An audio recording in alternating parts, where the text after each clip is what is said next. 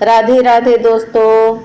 यह कहानी है भगवान कृष्ण की प्रिय भक्त कर्माबाई की। कर्माबाई बचपन से ही अपने पिता जीवन राम को कृष्ण भगवान की पूजा करते हुए देखी थी। वह कभी भी कृष्ण भगवान भोग लगाए बिना भोजन ग्रहण नहीं करते थे। जब कर्माबाई 13 साल की थी तब एक दिन जीवन राम को तीर्थ पुष्कर स्नान के लिए जाने की इच्छा हुई। साथ में उनकी पत्नी ने भी पुष्कर स्नान की इच्छा प्रकट की। जीवन राम अपने बेटी को भी ले जाना चाहते थे, लेकिन दुविधा यह थी कि अगर वह सब घर बाहर गए तो श्री भगवान कृष्ण को भोग कौन लगाएगा।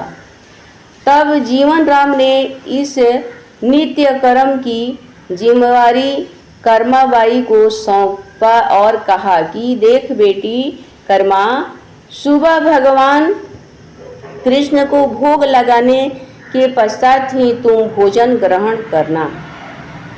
कर्मा ने भी अपने पिता की ही में हामी भर दी। अगले दिन सुबह कर्माबाई ने उठकर सबसे पहले गुड़ और घी डाल के बजरे की खिचड़ी बनाया और भगवान कृष्ण की मूर्ति के सामने रख दिया और बोली, भगवान मैंने आपका भोग रख दिया है, आपको जब भूख लगे तब खा लेना, तब तक मैं घर के काम पूरे कर लेती हूँ। इतना कहकर कर्मा अपने घर का काम में जुट गई। काम करते करते बीच बीच में आकर देखने पर जब कर्मा को ज्ञात हुआ कि भगवान ने अभी तक खिचड़ी नहीं खाया, तब उसे संदेह हुआ कि शायद खिचड़ी में घी और गुड़ कम है, इसीलिए भगवान कृष्ण भोजन ग्रहण नहीं कर रहे हैं।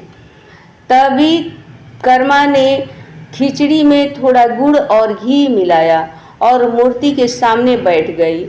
वह बोली, भगवान मेरे पिताजी जब खिलाते हैं तब तो आप खा लेते हो, तो अब क्यों नहीं खाते। अभी तो पिताजी बाहर गए हैं, आने में बहुत दिन लग जाएंगे, तब तक आप भोग लगाने की जिम्मेदारी मुझे दी गई है, इसलिए जब तक आप भोजन नहीं खाओगे मैं भी कुछ नहीं खाऊंगी। इस तरह जिद पर अड़ी नन्ही कर्मा की प्यारी बात से कृष्ण भगवान का सिंहासन डोल गया और फिर मूर्ति से आवाज आई, बेटी कर्मा, तुमने पर्दा तो किया ही नहीं, तो मैं भोजन कैसे ग्रहण करूं। तब कर्माबाई ने मूर्ति के आगे अपने चुनरी का पर्दा किया और रखी। खिचड़ी की थाल खाली हो गई। तब सुबह सबसे पहले कृष्ण को बाजरे का खिचड़ी खिलाती और बाद में खुद भोजन ग्रहण करती। कुछ दिन बाद घर लौटने पर कर्मा के माँ बाप की कृष्ण की लीला देखकर दंग रह गया। इस तरह कर्माबाई ईश्वर कृष्ण की भक्त बन गई। अपने जीवन में अंतिम दिनों में कर्माबाई भगवान जगन्नाथ की नगरी जगन्नाथपुरी में एक कुटिया में बस गई थी। वहाँ पर एक दिन कर्माबाई की कुटिया के सामने एक तेजस्वी कांति वाला बालक आया और उसने कर्माबाई से कहा, मुझे भूख लगी है माँ, खाना दो। उस वक्त भी कर्मा अपने भगवान कान्हा को खिचड़ी का भोग लगा रही थी। कर्मा ने उस बालक को भी खिचड़ी खिलाया।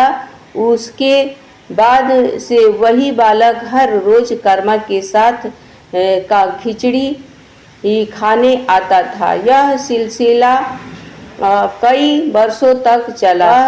बालक कोई और नहीं, स्वयं जगन्नाथ भगवान थे, क्योंकि जिस दिन कर्माबाई का देहांत हो गया उस दिन जगन्नाथ भगवान की मूर्ति की आंखों से आंसू बह रहे थे और उसी रात मंदिर के पुजारी के स्वप्न में जगन्नाथ भगवान आए और अपने दुखी होने का कारण बताया कि उसकी परम प्रिय भक्त कर्माबाई गोलोक सिधार गई है।